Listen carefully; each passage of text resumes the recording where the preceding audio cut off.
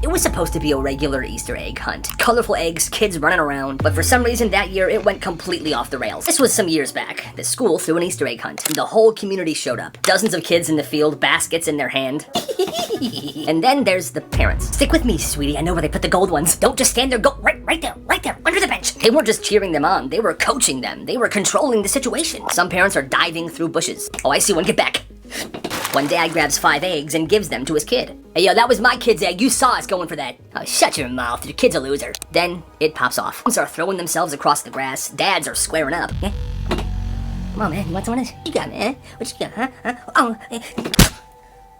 It got so bad that by the end, 5 people were injured and one of them had to be airlifted by a helicopter to the nearest hospital. Thankfully, nobody died. But from that year on, the school had a strict rule that the Easter egg hunts were only for the kids. That makes perfect sense to me.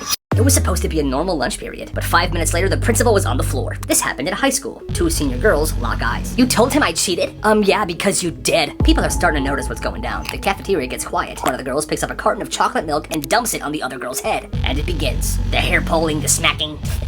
Get off me. You are so dead. Lunch trays are flying around, people are backing up, the principal comes running in. Hey, break it up. That's when one of the bigger of the seniors just clocks him right in the gonads. He drops, the whole cafeteria gasps, and then she climbs on a table. You want drama? I'll give you drama.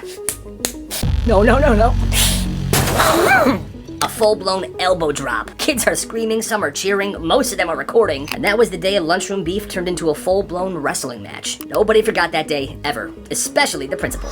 Damn, this kid ran a thrift store out of his locker. Private school, strict dress code, shirts tucked in, tie, belt, nice shoes, no exceptions. If you forgot one, this pool had one rule. No pass, no entry. You either had a family membership or you weren't getting in. One kid figured out a loophole. His older cousin had a pool pass, just a basic laminated card. Well, he makes a bunch of copies on the school printer. He then laminates all these and he put it to the test. He showed it to the lifeguard. And they didn't even look at it, they just let him in. Come on.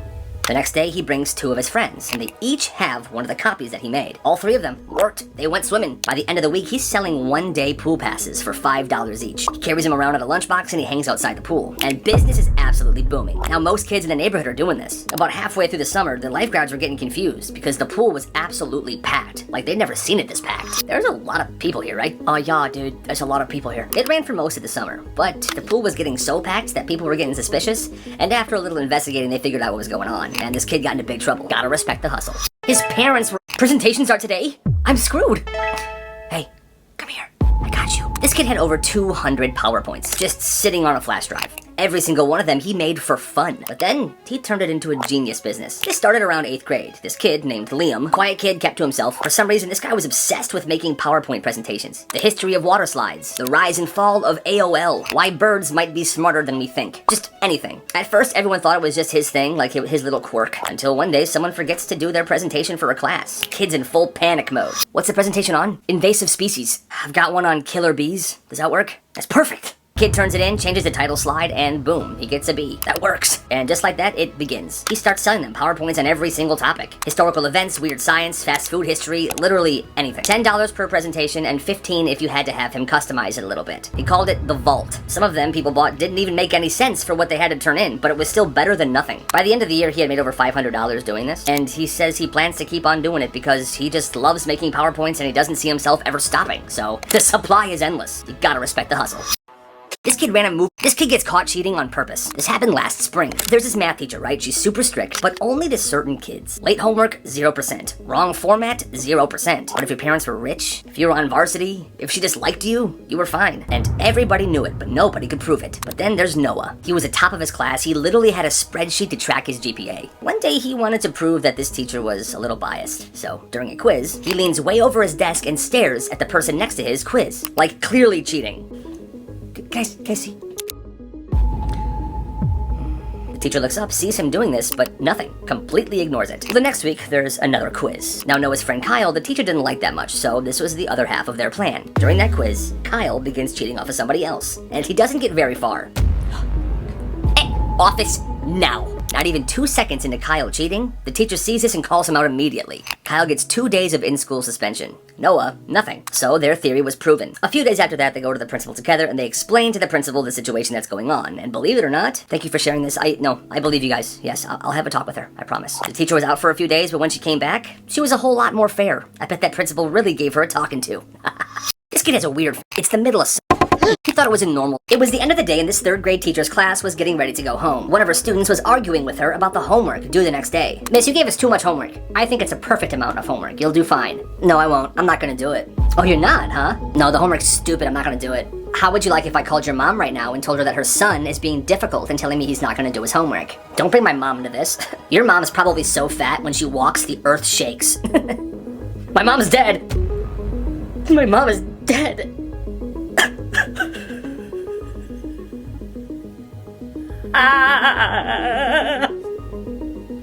And then the class just sat there in silence for about 10 minutes while their teacher cried.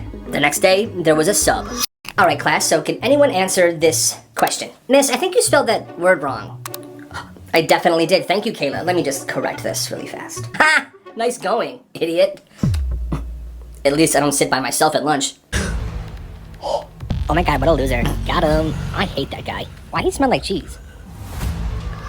This person's first grade teacher was named Mrs. Davis. One time, he had a messy desk. It was one of those desks where the top flips up and you can put all your stuff in there. The teacher saw how messy his desk was, so she walked over to him, picked up his desk, and dumped everything that was in there right on top of him. She then made him clean all of it up, while the rest of the class watched. That's a pretty intense thing to do to a first grader. Story number 2. This person's second grade teacher was named Mrs. Fowler. She used to throw chalk at the students, threatened to lock them in the cupboard, she would punish them for not writing in cursive, and she refused to let any student use the bathroom in her class, which resulted in tons of kids peeing themselves. She kinda reminds me of this character. And the last story. In 6th grade, this person had a math teacher who spent the entire year talking to a small group of students about Animal Crossing on the GameCube. Well, at the end of the year, every single person in that class got an F, except the 5 students that were in her Animal Crossing fan club. The people that failed had to go to summer school. Yesterday, When this kid was in 7th grade, his school had these things called VIP bracelets. They would give these bracelets to good students, and these bracelets could get you free snacks, free food, and even special field trips. These bracelets were all black, and in white, they had VIP on it. So this kid was trying to find these same bracelets online, and after hours of searching, he finally found the same exact ones. He asked his mom if he could buy them. He said it was for a club, and his mom said sure and bought him a pack of 100 bracelets. He made $50 in the first week, until one day the teachers found out what was going on. They then changed the bracelets and made their own custom ones so nobody could copy them. In total, he made $200. When this kid... She was the teacher, the one that could have stopped this, but she didn't. This one girl, let's call her Sam, she was quiet. She kept to herself a lot, only had one friend, but I guess that made her a target. In gym class, they tripped her while she stretched, they threw balls at her head, and they cornered her in the locker room. One day, one of her bullies pins her to a locker. You're so weird, freak. Well, Sam finally snaps. Get off me, you psycho. Well, right then, the PE teacher says this. Language, that's detention. She pushed me first. Well, maybe if you weren't so weird, people wouldn't target you, okay? You're drawing this attention to yourself. It's your problem. The gym teacher sides with the bully. Again, and again, and again, multiple times. She then signs Sam's notebook at the end of the year. What did it say? It said this. I hope you're less weird in high school. Having one friend isn't gonna cut it. What kind of thing is that to put in your student's yearbook? Well, fast forward a few years, and that same gym teacher now has a website. She's running an anti-bullying campaign. Hashtag I can help. Sure, then why didn't you? This senior prank got out of hand. The plan was simple. Meet at 6 a.m. when the janitors clock in, go into school and move every single desk from the classroom to the hallways. Clean, harmless, classic prank. But there were some geniuses that showed up to school at 2 a.m. that morning, 4 hours before the actual plan. Well, they break in, they trip the silent burglar alarm. But what do these kids do? They pee in the hallways, they're using substances in classrooms, they rubbed Vaseline all over the lockers, and they threw raw hot dogs everywhere. For no reason. What kind of prank is that? It's just such a mess and disrespectful. Well, the cops show up. Squad cars, flashlights, dogs. It's chaos. Well, 64 people got arrested. 64! That's how many kids broke into the school at 2 a.m. They all got mugshots, fingerprints. One kid was hiding in one of the band's tuba cases, but he got caught as well. And the harmless prank didn't even happen. And the senior cookout that usually happens in the parking lot was canceled that year. All because kids wanted to ruin it. That's messed up. This teacher had one rule. When the lights are off, there is no talking. You will get a detention. It was how she ended every single class. 5 minutes before the bell rings, she would turn the lights off and the class had to be completely silent. And if you made a sound, you were getting a detention. One day the lights go off. Click, it was dark. Well, that's when some kid named Caleb turns to the guy sitting to the right and completely punches him in the gonads. The kid falls out of his desk, he's curled up on the floor and he's just groaning, making the weirdest noise ever. And the teacher, of course, who made that noise? He hit me! Detention. wait, what? You broke the silence. You broke my one rule. You are getting a detention. The kid who did the punching? Nothing. Walked right out of the room. No punishment at all. So yeah, the kid got detention for getting punched. That's absolutely insane.